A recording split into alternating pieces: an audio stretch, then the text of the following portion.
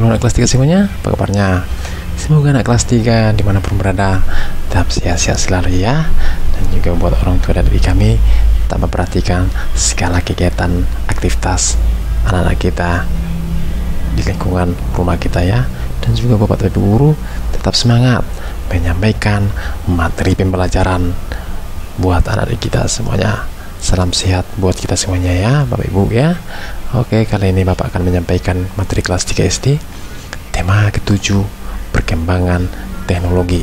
Subtema yang pertama, perkembangan teknologi produksi pangan. Ini pembelajaran yang ketiga ya anak kelas 3 ya, perhatikan ya.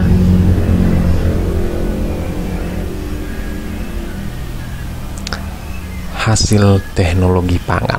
Iya, Bapak akan bacakan untuk kita semuanya. Manusia butuh makanan terus-menerus. Bahan makanan yang diperlukan berasal dari hasil panen.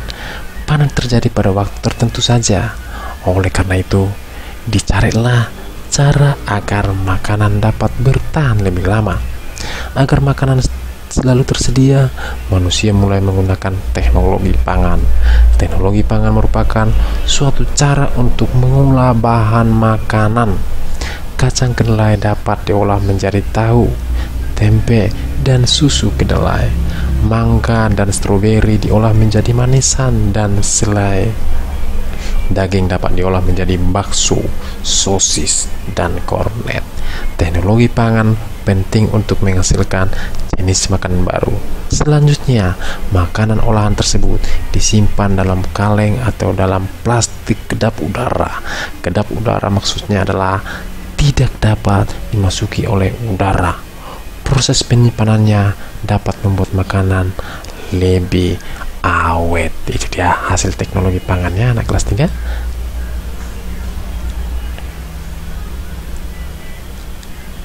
Oke, kelompokkan jenis makanan hasil panen dan makanan hasil teknologi pangan. Tuliskan hasil pada tabel berikut ini. Oke, di sini sudah ada contohnya ya, anak kelas 3 ya.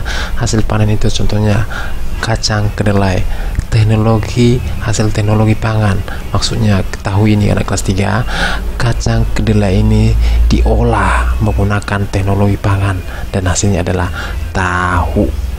Oke, kita lanjutkan lagi. Kira-kira apa lagi contohnya? Oke, mangga. Hasil panennya mangga. Setelah diolah menggunakan teknologi pangan, kira-kira apa hasilnya?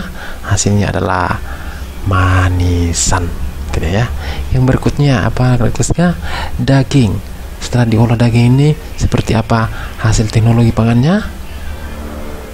Iya, bakso, sosis ya. Yang berikutnya hasil panennya apa kelas 3? Stroberi. Setelah diolah hasil teknologi pangannya seperti apa? Iya, ada selai ya. Oke, yang terakhir kira-kira berapa anak kelas 3? Kacang kedelai ya. Ini dibuat juga menjadi susu kedelai. Kacang kedelai bukan hanya membuat tahu ya, susu kedelai juga hasil teknologinya. Itu dia ya. Kita lanjutkan lagi. Amati kalimat yang berwarna merah pada teks hasil teknologi pangan. Kalimat tersebut merupakan kalimat utama pada setiap paragraf. Kumpulkan kalimat utama tersebut ringkasan. Tuliskan kembali kalimat utama dari setiap paragraf agar dapat terbentuk ringkasan ya. Sini sudah buat ya kalimat yang warna merah tadi ya. Oke, yang pertama itu ada manusia butuh makanan terus menerus. Itu dia kalimat utamanya paragraf pertama ya. Kita masuk ke paragraf yang kedua. Agar makanan selalu tersedia, manusia mulai menggunakan teknologi pangan. Oke, yang berikutnya kira-kira apa kalimat utamanya? Ini dia ya, paragraf yang ketiga ya. Teknologi pangan penting untuk menghasilkan jenis makanan baru. Dari ketiga paragraf tersebut, inilah dia kalimat utamanya anak kelas 3 ya. Oke, kita akan lanjutkan ya.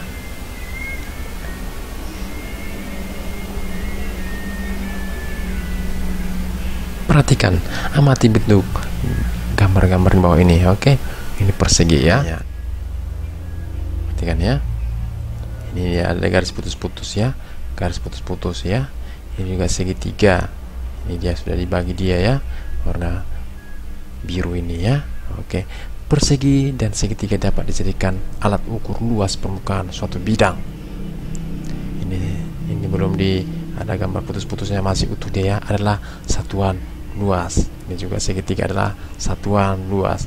Segitiga ini ada dua segitiga di sini, dua satuan segitiga itu menjadi satu satuan persegi seperti ini ya, persegi ya maksudnya ya. Ini kalau dibagi seperti ini dibagi dua ya, satu satuan segitiga. Tapi kalau sudah utuh dia seperti ini, satu satuan persegi. Jangan lupa anak kelas 3 ya, kalau bentuknya segitiga seperti ini adalah satu satuan segitiga. Tapi kalau utuh seperti ini, satu satuan persegi. Itu dia anak kelas 3 ya. Oke, kita lanjutkan lagi.